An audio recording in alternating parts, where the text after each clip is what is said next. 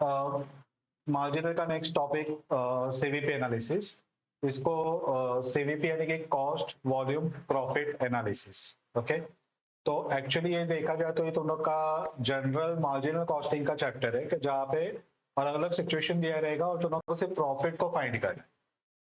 ठीक है, तो इस पे जैसे बाकी चैप्टर में कैसे एक अपना थिंकिंग था, जैसे की फैक्टर में वो रिसोर्सेज कम था वगैरह, तो वैसे इसका कोई प्रॉपर ऐसा बोलते ना कि आइडिया बेस्ड ऐसा चैप्टर नहीं है। जनरल अपने को प्रॉफिटेबिलिटी स्टेटमेंट बनाना है, जहाँ पे प्रॉफिट मैक्सिमम आएगा वो एक्सेप्ट करना है। तो जैसे जैसे कॉस्ट चेंज होगा प्रॉफिट पे क्या इम्पैक्ट आ रहा है, वॉल्यूम चेंज होगा प्रॉफिट पे क्या इम्पैक्ट आ रहा है, वो अपने को ये चैप्टर के अंदर कवर करना है। तो cost volume profit analysis, CVP analysis. ठीक है, तो मिक्स नेचर के सम रहेंगे, स्पेसिफिक कोई एक पर्टिकुलर टाइप का सम्स यहाँ पे नहीं है। तो पहला एक टाइप अपन लेते हैं कि जो तो उन्होंने ऑलरेडी इंटर में कवर कर लिया है, जो है इनडिफरेंस पॉइंट।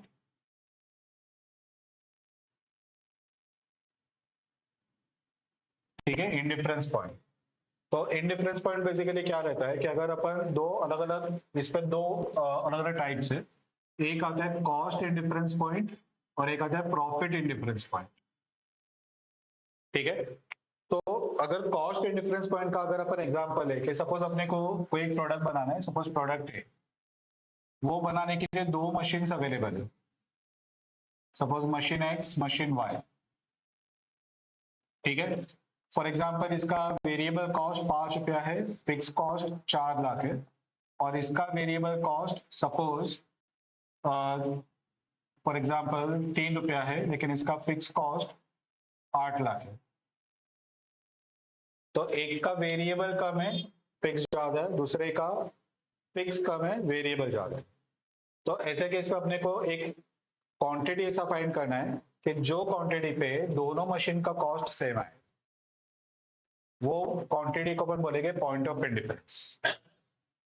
ठीक है, तो ये एक ऐसा इक्विलिब्रियम क्वांटिटी है कि जहां पे under both the option cost will remain the same, total cost will remain the same, इसे बोलते हैं कॉस्ट इंडिफरेंस पॉइंट।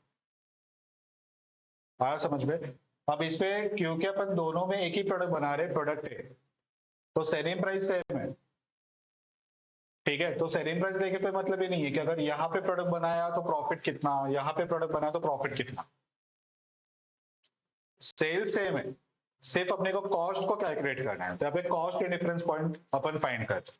लेकिन अगर तुम लोग को बोला कि एक मशीन है, मशीन एक्स, वो दो प्रोडक्ट बना सकता है, प्रोडक्ट ए प्रोडक्ट बी। ठीक है, और दोनों का सेलिंग प्राइस दिया है, सपोज इसका 20 रुपया पर यूनिट है और इसका 22 रुपया पर यूनिट है। इसका कॉस्ट कुछ अलग है और इसका कॉस्ट कुछ अलग है। इसका सपोज सेलिंग प्राइस ज्यादा है तो फिर कॉस्ट भी ज्यादा है, और इसका सेलिंग प्राइस कम है तो सपोज कॉस्ट कुछ ले लेते हैं, इसे 14 रुपीज। ठीक है, तो ऐसे केस में ये दोनों के बीच में अगर इंडिफरेंस पॉइंट निकालना है कि अगर मशीन एक्स यूज करके कौन सा प्रोडक्ट बनाए कि अपने को सेम प्रॉफिट मिले, ऑब्जेक्टिव क्या है, ऐसे क्वांटिटी के जहां पे दोनों का प्रॉफिट सेम है, तो अपन उसे बोलेंगे प्रॉफिट इंडिफरेंस पॉइंट।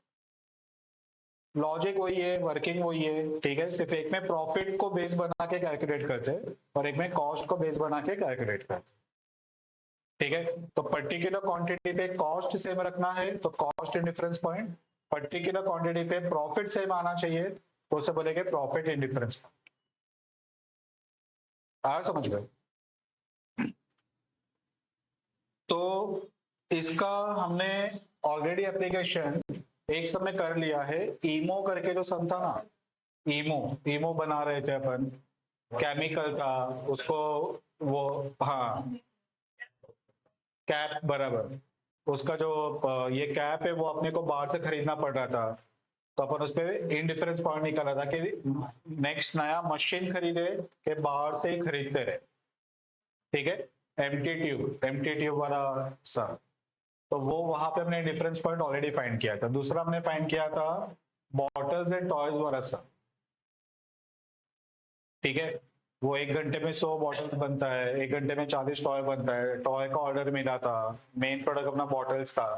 तो उस पर हमने वो जो ABCD 4 क्वेश्चन थे, उस पे सी वाले पे हमने डिफरेंस पॉइंट निकाला था कि कितने क्वांटिटी पे बाहर से खरीदना अच्छा है, कितने क्वांटिटी पे खुद बनाना अच्छा है। तो वहां पे भी डिफरेंस पॉइंट हमने फाइंड किया था। तो ये ऑलरेडी कंसेप्ट यूज कर चुके हैं, सिर्फ अभी ये चैप्टर में स्पेसिफिक पॉइंट आ रहा है, इसके लिए वापस से कवर कर रहे हैं। नया पार्ट डायरेक्टली अपन जंप मार रहे हैं। वो नया पार्ट ये है कि दो ऑप्शन रहेगा तो पॉइंट ऑफ इंडिफरेंस निकाल सकते हैं, लेकिन अगर तीन ऑप्शन है तो पॉइंट ऑफ इंडिफरेंस कैसे निकाले। तीन से ज्यादा वाला पार्ट एग्जाम में आता नहीं है, तो अपन उससे ज्यादा वाला पार्ट नहीं कवर करेंगे, लेकिन तीन ऑप्शन अगर है तो उसमें पॉइंट ऑफ इंडिफरेंस कैसे निकालेंगे। बराबर, ये हमने इंटर में ऑलरेडी कवर कर लिया है, ऑलरेडी किया है, सेम सम किया है। देखो पेज नंबर 7 पे क्वेश्चन नंबर 1,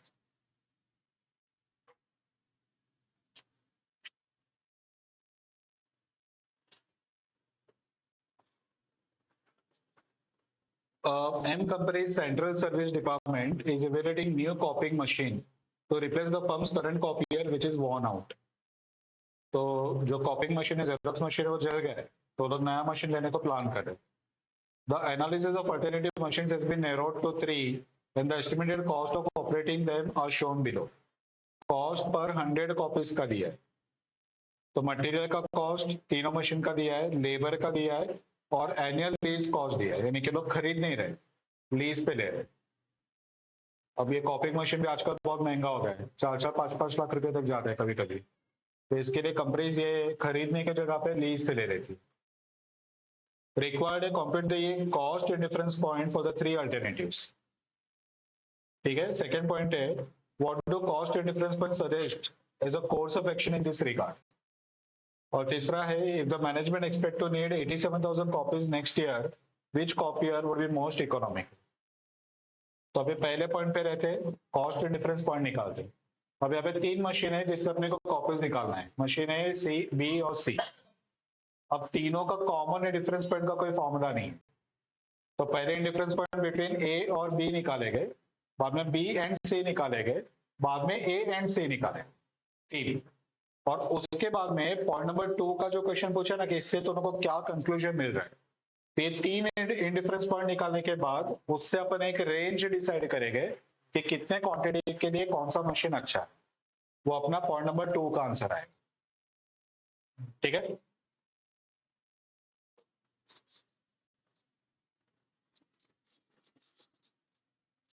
तो यहाँ पे कॉस्ट एंड डिफरेंस पॉइंट है, प्रॉफिट एंड डिफरेंस पॉइंट नहीं है।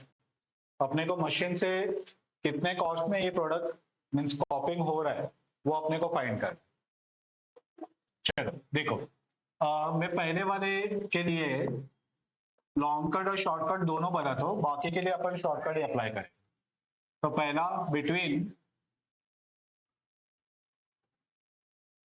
Machine A and B. ठीक है, तो अपन एज्यूम करते हैं कि let point of indifference equal to X copies, यानी कि एक्स कॉपीज पे दोनों मशीन का कॉस्ट सेम आएगा। ठीक है, मशीन ए मशीन बी दोनों का कॉस्ट सेम आएगा for X number of copies. अभी at point of indifference total cost of A equal to total cost of B, दोनों मशीन का कॉस्ट सेम है, तभी टोटल कॉस्ट कैसे मिलेगा, variable cost plus fix cost equal to total cost. ठीक है, तभी machine A versus machine B. Machine A में अगर कॉपी किया तो लोग बता रहे हैं 60 रुपया मटेरियल है, 80 रुपया लेबर है और लीज का कॉस्ट है 30,000। तो 60 प्लस 80 यानी कि 140 रुपीज हुआ। ये 140 रुपीज 100 कॉपीज का है,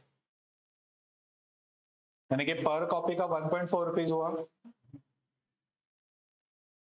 बराबर, ठीक है, तो 1.4x ये अपना वेरिएबल कॉस्ट प्लस उसका फिक्स कॉस्ट है 30,000। मशीन बी का वेरिएबल कॉस्ट हो जाएगा 40 प्लस 30 70, 70 100 कॉपी का यानी कि 0.7 पर कॉपी।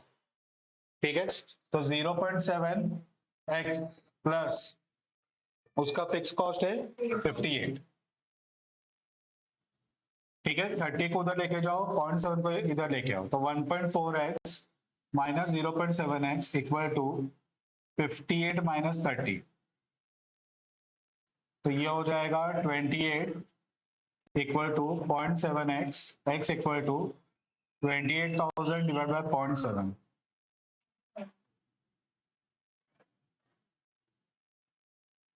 तो 40,000 कॉपी निकालो, मशीन ए में या मशीन बी में कॉस्ट सेम है।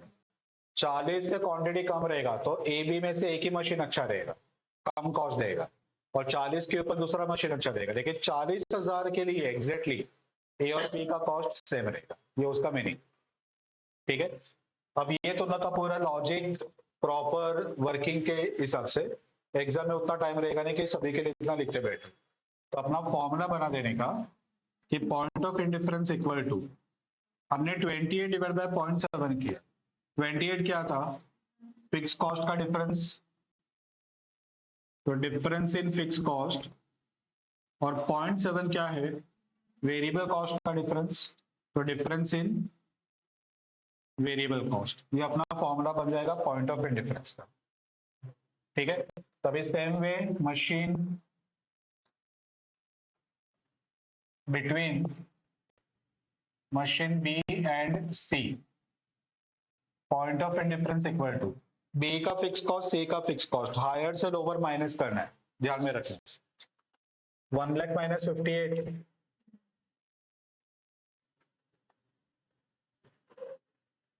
डिफरेंस इन वेरिएबल, यहाँ पे 40 रुपया है यानी कि 0.4, यहाँ पे 70 रुपीज यानी कि 0.7, हायर से लोअर माइनस करना है।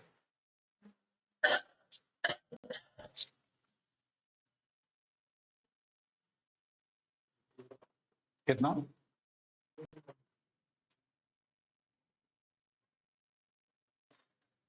कितना बताया, 14,000,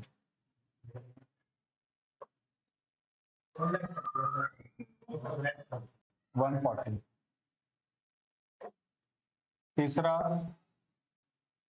बिटवीन ए एंड सी, ए का फिक्स कॉस्ट है 30, इसका है 1 लाख, सो 1 लाख माइनस 30, वेरिएबल है इसका 40, इसका 140, तो 1.4 0.4।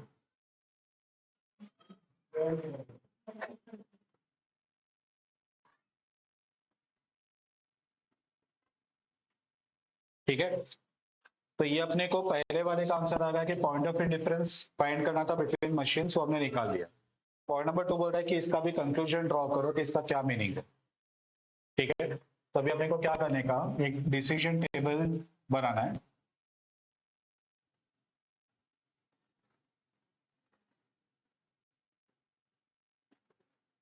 नंबर ऑफ कॉपीज,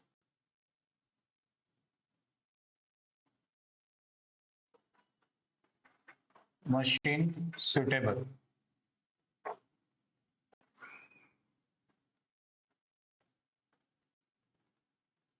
अभी देखो तो ना के जो 3 इंडिफरेंस पॉइंट है ना, उसमें से पहला है 40,000 कॉपीज, दूसरा है 140, और तीसरा है 70। तो ये तीनों में लोवेस्ट सिलेक्ट करो और हाईएस्ट सिलेक्ट करो, बीच वाला पार्ट इग्नोर कर दो। तो लोवेस्ट है 40,000, हाईएस्ट है 1,40,000, ये मिडिल वाला है, इसको इग्नोर कर दो, तो ये इग्नोर।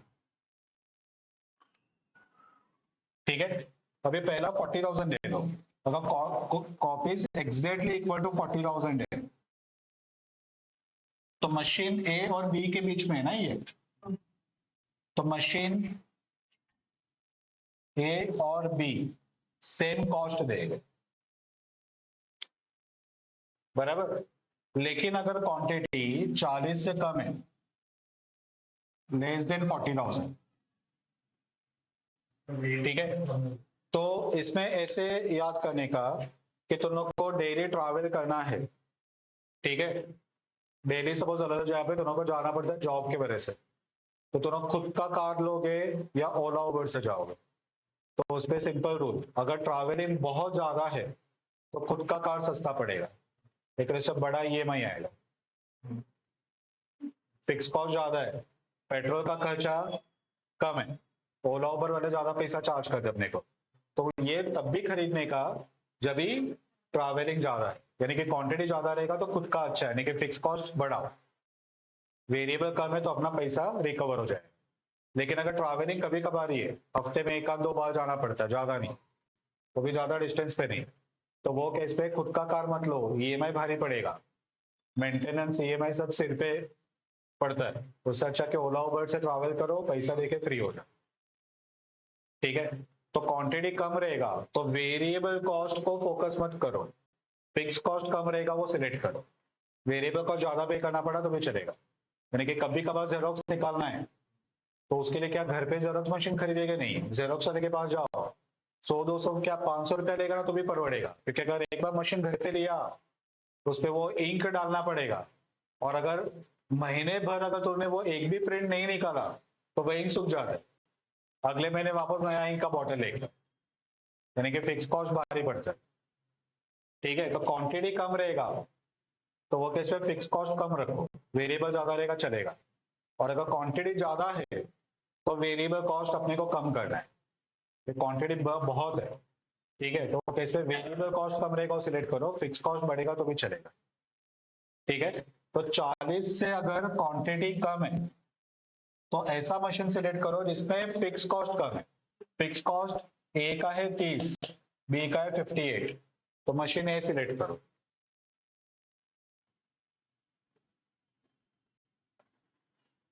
लो फिक्स कॉस्ट, ठीक है, वो दोनों को सिलेक्ट करना है, और अगर क्वांटिटी मोर देन 40,000 है, ठीक है, तो मशीन बी सिलेक्ट करो, लो वेरिएबल कॉस्ट। ठीक है, वेरिएबल कॉस्ट कम है, इसका प्रिंटिंग का कॉस्ट 70 पैसे, इसका प्रिंटिंग का कॉस्ट 1.4 है, तो क्वांटिटी ज्यादा रहेगा तो वेरिएबल कॉस्ट कम रहेगा। आया समझ में? अब ये हो गया बिटवीन ए एंड बी, बीच वाले को अपन इग्नोर कर रहे हैं, अभी डायरेक्टली जब मार रहे हाईएस्ट वाले पे 140, तो क्वांटिटी एग्जैक्टली 140 रहेगा, तो ये है बिटवीन बी एंड सी, तो मशीन बी और सी सेम कॉस्ट है।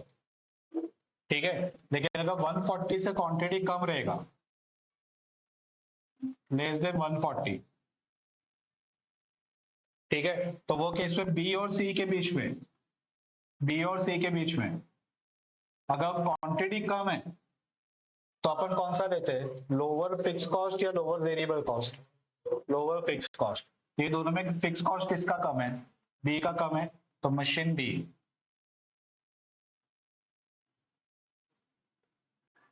लो फिक्स कॉस्ट। ठीक है, और अगर क्वांटिटी ज्यादा है, मोर देन 140 है, ठीक है, तो machine C, low variable cost.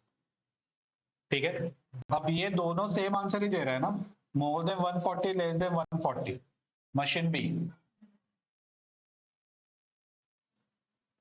Less than 40 machine A, 40 से लेके 140 मशीन बी, और अबव 140 मशीन सी, अपना रेंज बन गया। हाँ समझ गए, इसके लिए इसको इग्नोर करना है, ए और सी का डायरेक्ट कोई कनेक्शन बैठ ही नहीं रहा। ठीक है, तो फाइनली रेंज ये होगा 0 to 39,999, ए 40,000 एग्जैक्टली, ए और बी 40,001 टू 1,39,999, ठीक है, बी एग्जैक्टली 140,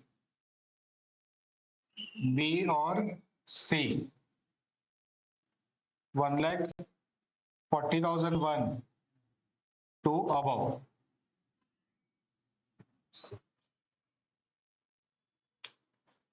पता चला? ये हो गया अपना फाइनली कंक्लूजन। एग्जाम में उतना सारा डिटेल में देने का नहीं, ये सिर्फ अपना अंडरस्टैंडिंग के लिए इतना सारा डिटेल में अपन जा रहे हैं। बाकी एक रेंज रफली कैलकुलेट करके एक ही टेबल में सब लिख के बता देंगे, ऐसा दो दो टेबल वगैरह बनाना नहीं। आया समझ में? वैसे अब तीसरा क्वेश्चन क्या पूछ रहा है देखो, if management predict to need 87,000 copies next year, which copier is most economical? तो 87,000 यानी कि ये रेंज पे आ रहा है, तो machine B is most economical. अब पहले वाले बोलते हैं कि ये आंसर बताओ, रेंज बताओ। पॉइंट नंबर 2 में हमने रेंज बता दिया, हमने पॉइंट नंबर 3 में आते वो लोग बोलते हैं कि 87,000 कॉपीज के लिए बताओ कौन सा अच्छा है। तो बोले कि ठीक है, हमने रेंज निकाला ही है, तो उसको से देख के बताते हैं कि बी मशीन अच्छा है। बोले कि मार्क्स से दे, मार्क्स से दे। तो 87,000 कॉपीज के लिए दोनों को मशीन ए, मशीन बी, मशीन सी तीनों का कॉस्ट निकाल के बता। तो ये बताने का फायदा क्या? ठीक है, तो अगर वो नहीं लिखा तो मार्क्स देते नहीं। समझा? कभी 87,000 कॉपीज के लिए दोनों के तीनों मशीन का कॉस्ट निकालना पड़ेगा। उसमें variable cost, fix cost, total cost. ठीक है, अभी वो तुम लोग ही निकालो ए बी सी। ठीक है,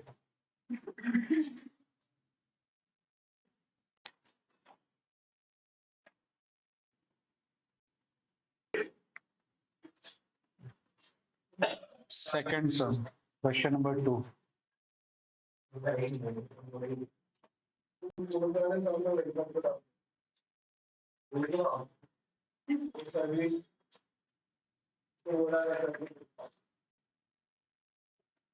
अच्छा, ओके, ठीक है।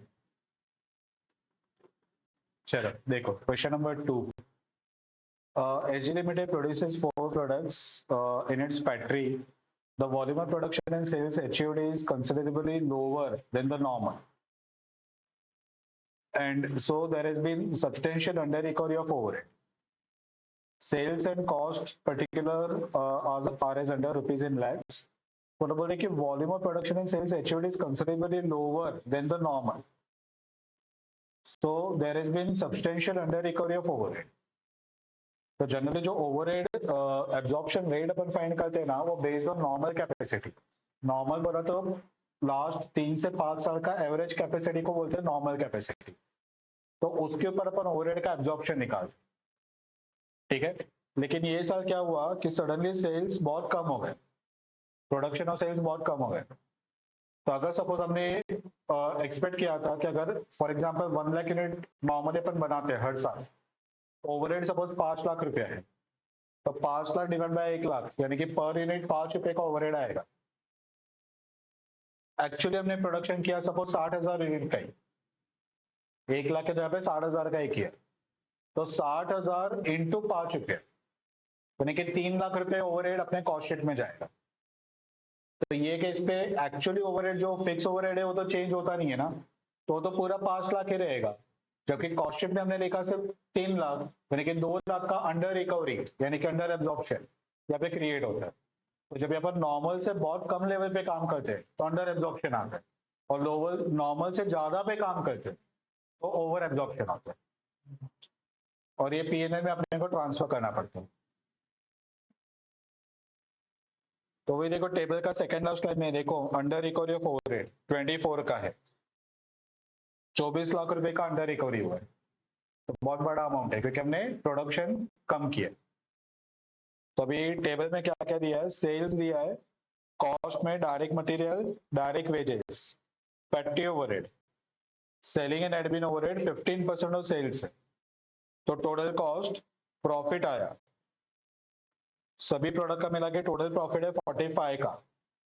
अब हमें अंडर रिकवरी 24 माइनस किया, कॉस्ट शीट में ओवरहेड कम लिया ना, अंडर रिकवरी यानी कि कॉस्ट शीट में कम लिया, तो उतना ओवरहेड अपने को पीएनएल में डेबिट करना पड़ेगा।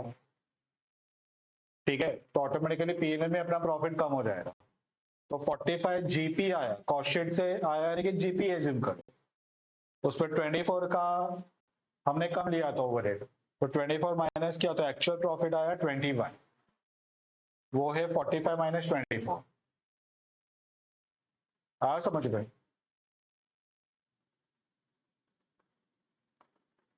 अब क्वेश्चन ये आता है कि जो ओवरहेड अंडर रिकवरी बोला है वो कौन सा ओवरहेड है, क्योंकि ऊपर दो ओवरहेड है, एक है फैक्ट्री और एक है सेलिंग और एडमिन। तो ध्यान में रखना, कुछ नहीं बोला रहेगा तो फैक्ट्री ओवरहेड ही गिना जाता है। ठीक है, बाकी जो दोनों का नाम नहीं देते उसका मतलब कि उस पर कुछ नहीं है।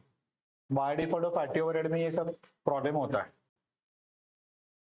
40% of factory overhead are variable at normal volume, and selling and admin overhead are variable to the extent of 5% of sales. 20% of sales of product C are done in connection with product A, in as much as discontinuation of product C will bring down the sales of product A by 10%. Wrong side है ना? 20% sales of product C are done in connection with product A. C का 20% sales वो A के connection में है। Connection क्या है? सो in as much as discontinuance of product C will bring down sale of product A by 10%. तो अगर आपने प्रोडक्ट सी को डिसकंटिन्यू किया, क्यों डिसकंटिन्यू करने को बोल रहे हैं? क्योंकि ऊपर देखो सी में लॉस दिया है 20 का, तो कंपनी प्लान कर रहा है कि सी को बंद कर दे। लेकिन अगर सी को बंद किया ना तो प्रोडक्ट ए का सेल 10% कम हो जाएगा।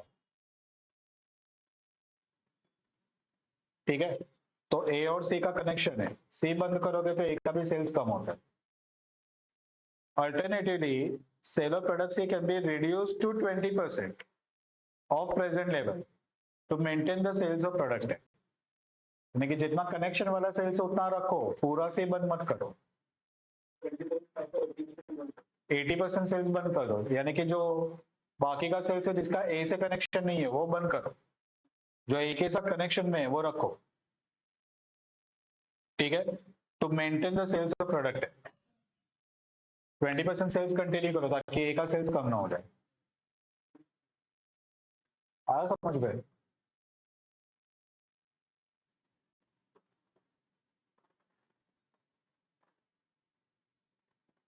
इसको कैसे एक्सप्लेन करने को ट्राई करूं मैं?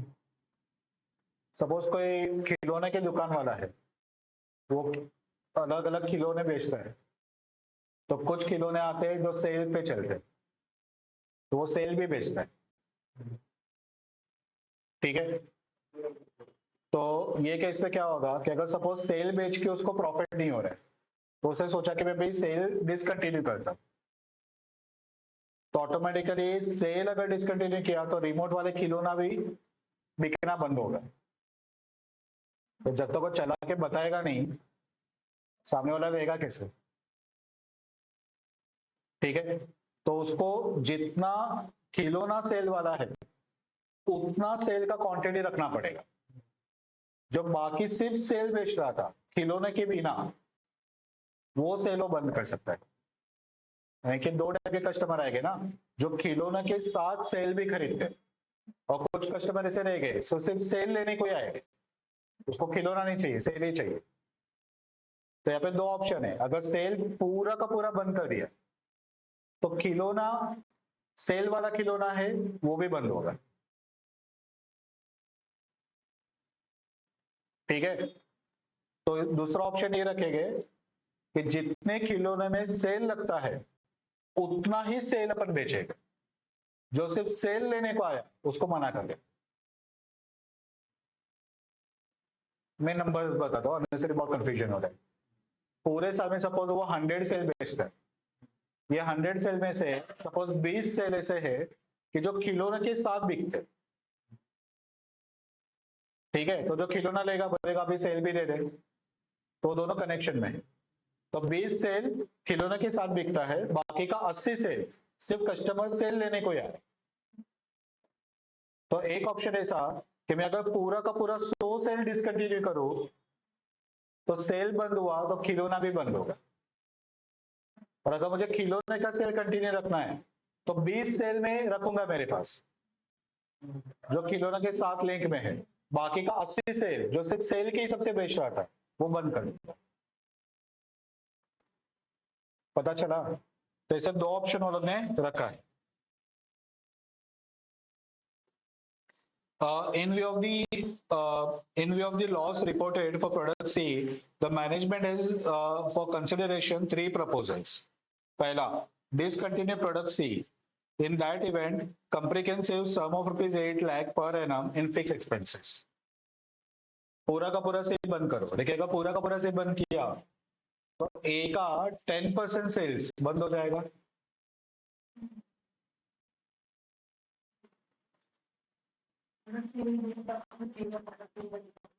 बराबर, ऊपर लिखा है ना कि अगर से बंद किया तो से का ए का सेल 10% कम होता है। ठीक है। दूसरा, maintain the sales of product C to the extent of 20%। C का 20% सेल्स चालू रखो, यानी कि ए का 10% सेल्स बंद नहीं होगा। ठीक है। 20% of present sales as a service to product A. In that event, the reduction in fixed expenses will be 3 lakh per annum only. तो 3 लाख रुपया से का जो फिक्स कॉस्ट है वो कम होगा, उससे ज्यादा कम नहीं होगा। Next point number C, discontinue product C totally and increase the sales of product D for which the demand is available to the extent of another 40 lakhs. This can be done without any change in fixed expenses. तो C पूरा का पूरा बंद कर दो। C बंद किया तो A का 10% सेल्स कम हो जाएगा। दो इम्प्लाइड एक साथ है लिंक में, वो दोनों को इम्प्लाइड दोनों को लेना ही है। तो C पूरा का पूरा बंद करो, A का सेल 10% कम हो जाएगा और C का जो कैपेसिटी फ्री हुआ उस पर डी बनाना स्टार्ट करो। कितना डी बनेगा? 40 लाख रुपए का सेल्स तक का डी बनेगा। अब क्योंकि अपन सी का कैपेसिटी डी बनाने के लिए यूज कर रहे हैं, वो बोले कि फिक्स कॉस्ट में कोई चेंज नहीं होगा, फिक्स कॉस्ट पूरा का पूरा कंटिन्यू करेगा। Draft report to the management bringing out the financial implication of the एफोसेट 3 proposal as compared with the annual operating result generating profit before tax of 21 lakh. यानी कि अभी जो प्रॉफिट हो रहा है 21 लाख, उसके कंपेयर में तीन ऑप्शन में प्रॉफिट कितना आ रहा है वो बताना है। Suggest a source of action to be followed by SG limited, जिस पे प्रॉफिट मैक्सिमम रहेगा वो कंटिन्यू करो। ठीक है। तीन ऑप्शन इजी है, लेकिन वो जो अंडर रिकवरी ऑफ ओवरहेड वगैरह डाला है ना, उसके वजह से सम थोड़ा सा इनिशियल पार्ट में ट्रिकी हो जाता है। तो अगर इनिशियल पार्ट अगर क्रैक कर लिया ना तो ये काफी इजी हो जाएगा।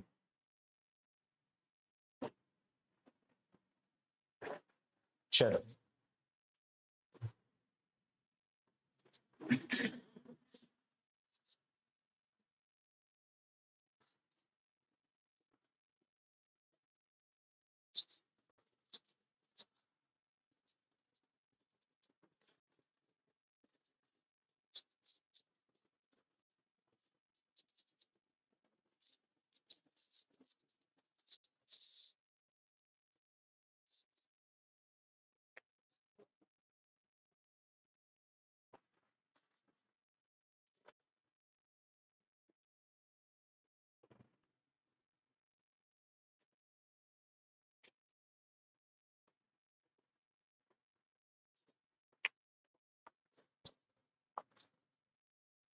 Working note number 1, factory overhead.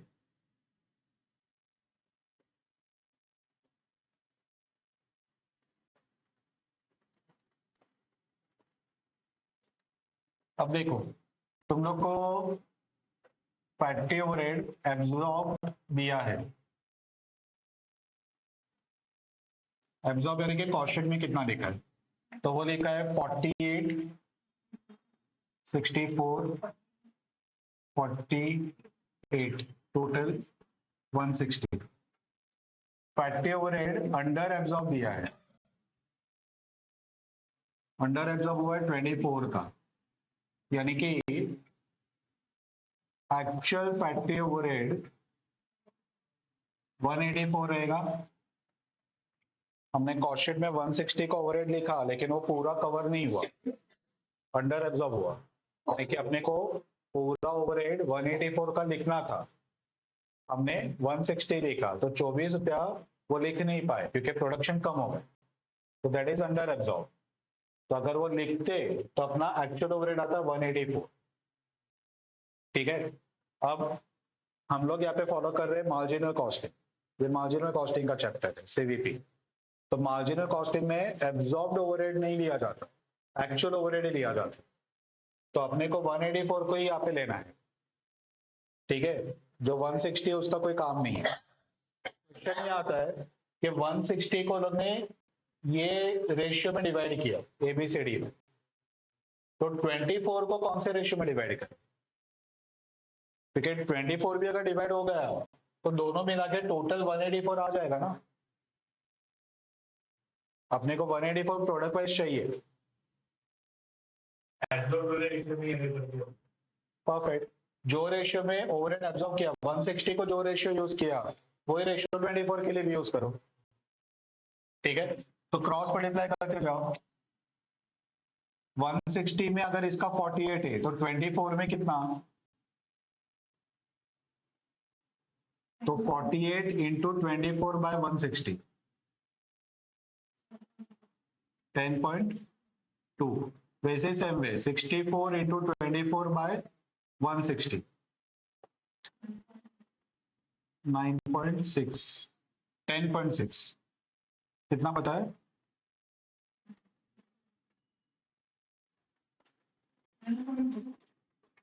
9.6। तो कुछ गलत हो रहा है क्योंकि 48 में 10 आ रहा है, 64 में कम हो रहा है। ओके, 7.2,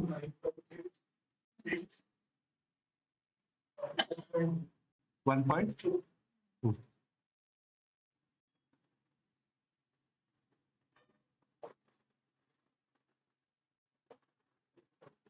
तो ये हो जाएगा 55.2, 73.6, 46, 9.2। ये अपना एक्चुअल ओवरहेड। ठीक है, अब टेबल के नीचे लाइन लिखा है कि 40% of factory overhead are variable at normal volume. यानी कि ये जो ओवरहेड है ये नॉर्मल वॉल्यूम का नहीं है ना, अंडर एब्जॉर्ब हुआ। सबके फर्स्ट टाइम में क्या लिखा? नॉर्मल से कम प्रोडक्शन हुआ इसके लिए अंडर एब्जॉर्ब हुआ है। ठीक है, तो ये ओवरहेड में 40-60 का प्रोपोर्शन नहीं है। वो लोग बोल रहे कि नॉर्मल वॉल्यूम पे जो ओवरहेड आएगा उस पे 40% वेरिएबल है, यानी कि बाकी का 60% फिक्स है। तो ये अपना नॉर्मल लेवल का आ गया ना, अभी नॉर्मल पे आ गया क्योंकि इतना जितना प्रोडक्शन किया उसका ओवरहेड, जो प्रोडक्शन नहीं किया उसका ये ओवरहेड, यानी कि अगर प्रोडक्शन होता तो नॉर्मल पे ये आता। ठीक है, तो ये actual overhead eight normal volume अपने को मिल गए। ठीक है, अब इसका वेरिएबल ले लो 40%, बाकी का आएगा फिक्स्ड, रिमेनिंग 60%, 22.08।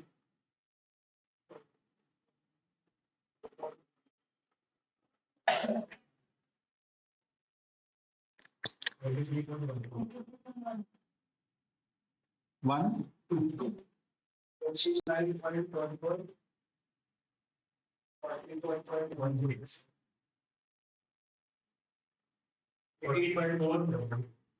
44, ओके।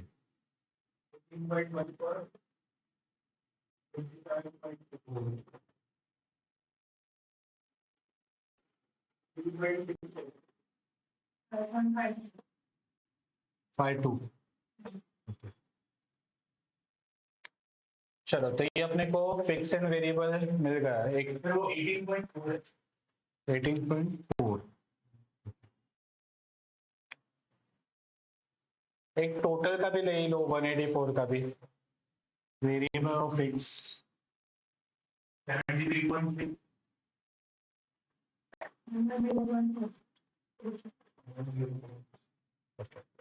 तो ये अपना फैक्ट्री ओवरहेड का अपने को स्प्लिट मिल गया वेरिएबल एंड फिक्स। वैसे देखो सेलिंग और एडमिन का भी नीचे लिखा है, तो बोल रहे कि 20%, नहीं कहा गया, हाँ, selling and admin overhead are variable to the extent of 5% of 6। Sales का 5% वेरिएबल है और ऊपर जो तुम लोग को सेलिंग एंड एडमिन दिया है ना उसके ब्रैकेट में लिखा है 15% ऑफ सेल्स। तो 5% ऑफ सेल्स वो वेरिएबल है, तो बाकी का 10% ऑफ सेल्स वो आएगा फिक्स। ठीक है, तो working note number 2, selling and admin overhead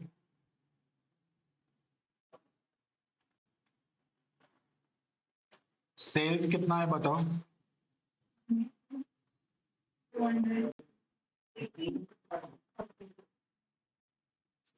अभी वेरिएबल सेलिंग 5% ऑफ सेल्स और फिक्स सेलिंग एंड एडमिन ये बैलेंस 10% ऑफ सेल्स।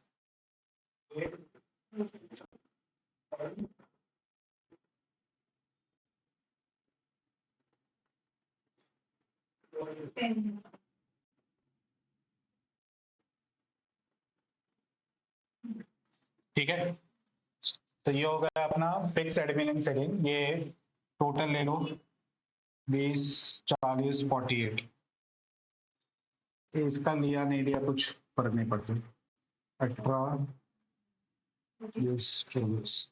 ठीक है, तो ये हो गया अपना सेलिंग एंड एडमिन का breakup.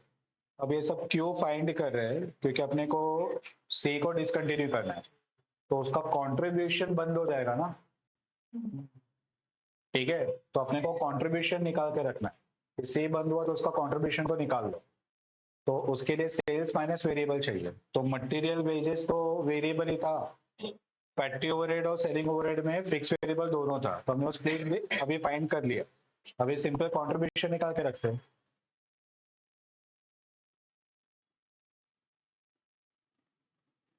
Contribution sales 160 200 80 40 less variable cost, direct material, direct labour, variable factory, variable selling and admin. तो 24 32 16 3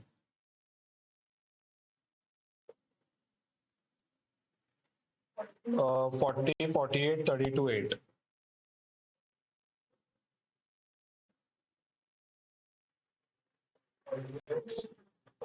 फैक्ट्री वेरिएबल 22.08 29.44 18.4 3.68 और वेरिएबल सेलिंग 8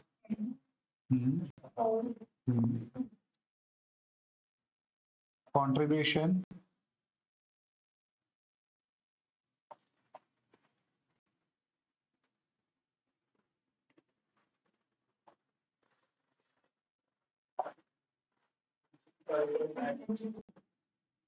65.92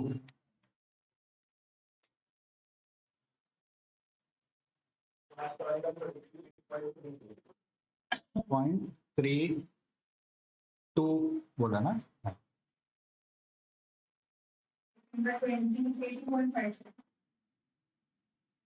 880।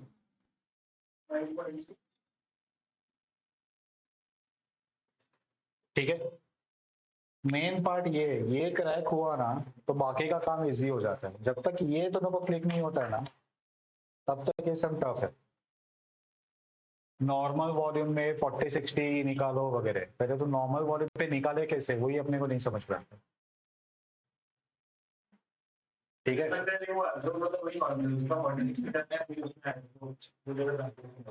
क्या क्या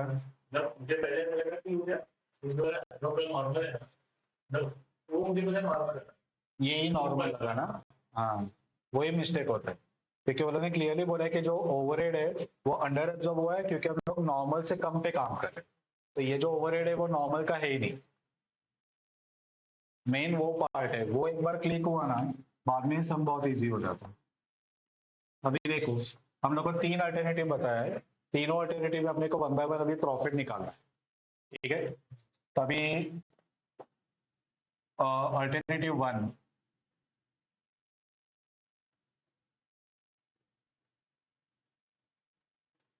अल्टरनेटिव ए बोल रहे हैं कि डिसकंटिन्यू प्रोडक्ट सी, सी को डिसकंटिन्यू करो। या फिर एक काम कर दो, रुको,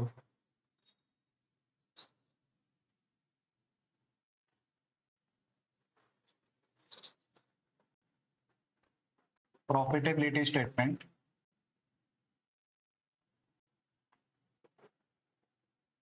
option A, option B, option सी।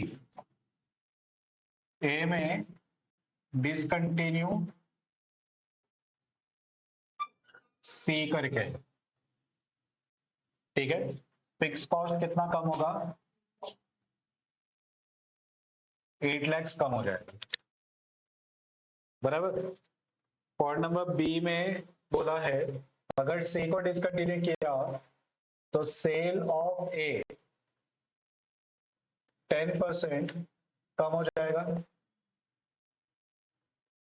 सी और ए का लिंक। दूसरे में बोला है कि सी का sales to the extend of 20% पे लेके आओ, यानी कि sale of C reduce by 80%, 20% चलाओ। इसका मतलब no change in sale of A, और फिक्स कॉस्ट कितना कम होगा? 3 लाख।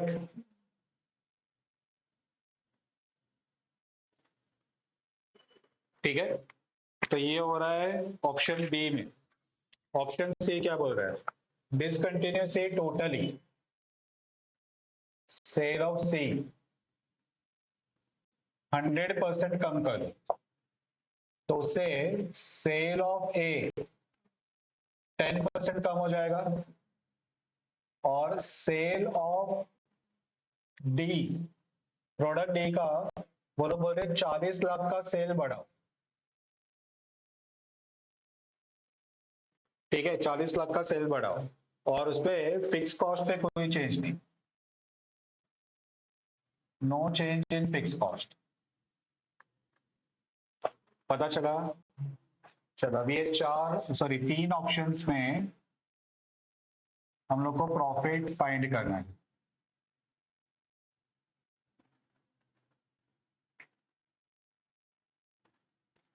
डायरेक्टली अपन स्टार्ट करेंगे कंट्रीब्यूशन से। ऑलरेडी ये बनाया तो उसका फायदा क्या? ठीक है, तो contribution product A B C D, total contribution less fix cost. ठीक है, तो factory overhead, selling and admin overhead, तो आएगा प्रॉफिट।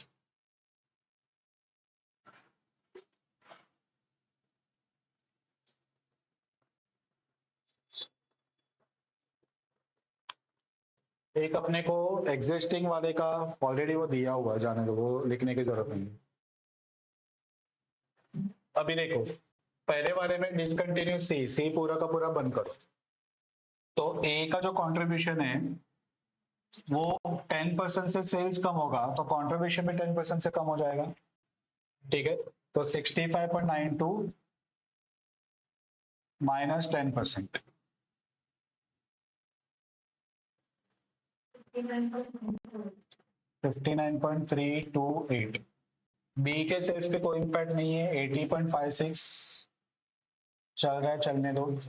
सी बंद हो जाएगा, और डी में कोई चेंज नहीं है, और 23.32। ये वाले में डी बढ़ रहा है, यहाँ पे तो जो डी चल रहा है वो चलेगा ही ना। अब सी को बंद करें तो डी के उसके ऊपर कोई इम्पैक्ट नहीं है। चलो ले लो टोटल।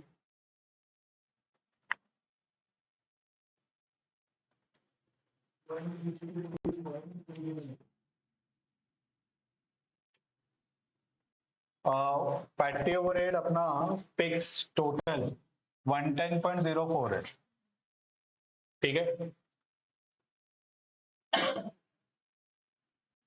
उसमें 8 लाख रुपए का सेविंग होगा, तो 102.04 होगा। और सेविंग एंड एडमिन में फिक्स कॉस्ट है 48, उस पर कोई चेंज नहीं, वो जैसे वैसे ही चलेगा, ठीक है। तो प्रॉफिट निकालो,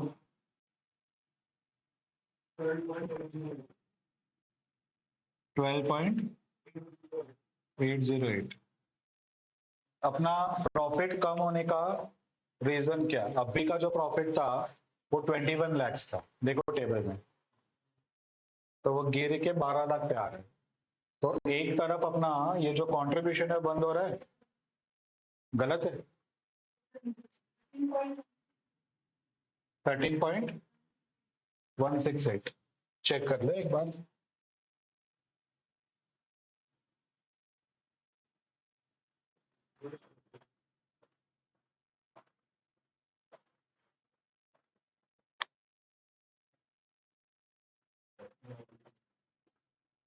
thirteen point one six eight.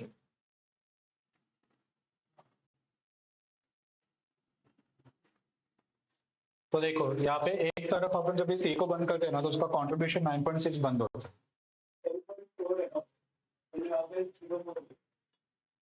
है, 110.4।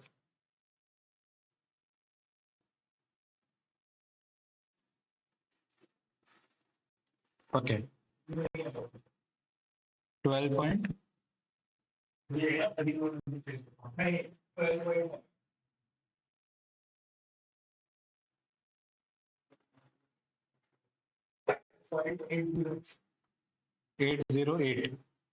ओके, अभी देखो यहाँ पे क्या हो रहा है, जब सी बंद हो रहा है ना, तो सी का कंट्रीब्यूशन 9.6 अपना बंद हो रहा है, ठीक है। और उसके सामने अपना ए का जो कंट्रीब्यूशन है वो 6.559 वो भी बंद हो रहा है। तो 9.6 प्लस 6.5 यानी कि अप्रोक्सीमेटली 15 का कंट्रीब्यूशन जा रहा है, सामने 8 का सेविंग हो रहा है, फिक्स कॉस्ट कम हो रहा है, तो नेट इफेक्ट क्या है, 7 का अपना लॉस हो रहा है। 9.6 पूरा कंट्रीब्यूशन जा रहा है, इसका 6.5 का कंट्रीब्यूशन जा रहा है, यानी कि दोनों मिला के 9.6 प्लस 6.5 यानी कि अप्रोक्सीमेटली 15 का जा रहा है। 15 में से 8 का फिक्स कॉस्ट अपना सेव हो रहा है, ठीक है, तो भी 7 का लॉस हुआ, वही 7 अपना प्रॉफिट अभी कम हो गया। इस पे अगर 7 ऐड करोगे तो वो अपना 21 का प्रॉफिट आ जाए। समझ में आया? तो ये तो आंसर लिखे बिना ही अपन बोल सकते थे कि ये मत करो, जब तक प्रोडक्ट का कंट्रीब्यूशन पॉजिटिव है ना, प्रोडक्ट को चलाना चाहिए, ठीक है। चलो अभी दूसरा ऑप्शन, सी का सेल 80% पे लेके आओ, 80% कम करो, तो इसका मतलब कि ए के कंट्रीब्यूशन पे कोई भी चेंज नहीं होगा, बी का भी सेम रहेगा 80.56, सी का कंट्रीब्यूशन भी कितना मिलेगा, तो 9.6 उसका जो कंट्रीब्यूशन है उसका 20% ही मिलेगा, 80% कम कर, ठीक है, तो कितना आएगा 1.92। और ये कोई चेंज नहीं है, टोटल कंट्रीब्यूशन 7.2। फिक्स कॉस्ट में कितना चेंज बोल रहे हो लोग? आई थिंक 3 का चेंज बता रहे, तो 110.4 माइनस 3, ये 48 सेम रहेगा, ये हो जाएगा 107.4, माइनस करो, अभी भी ये अच्छा नहीं है, ठीक है, अभी भी ये अच्छा नहीं है, कंट्रीब्यूशन ज्यादा लॉस हो रहा है और फिक्स कॉस्ट पे सेविंग थोड़ा सा ही है, ठीक है। अभी लास्ट वाला, वो बोल रहे कि सी पूरा का पूरा बंद करो, अगर सी पूरा का पूरा बंद किया तो ए का 10% कम हो जाएगा, तो 65.92 माइनस 10% यानी कि 59.328 ये चलेगा।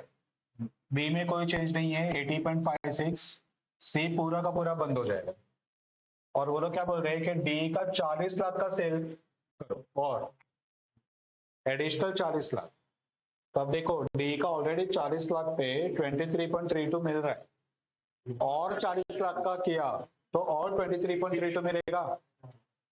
ठीक है, तो 23.32 प्लस 23.32, ठीक है, 46.64 टोटल 528।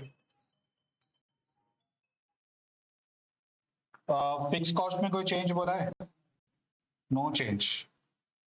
कितना आएगा? 28.1। अब ये वाला हाईएस्ट है, अभी का जो प्रॉफिट है 21, उससे भी ये ज्यादा है, तो फिर ये हमने को फॉलो करना चाहिए। तो ये वाला आंसर बहुत इजी था, मेन ये क्रैक करना था, ये क्रैक हो गया तो ये इजीली आ जाता। ठीक है, तो अच्छा सा मैं एग्जाम में आ सकता है ऐसा।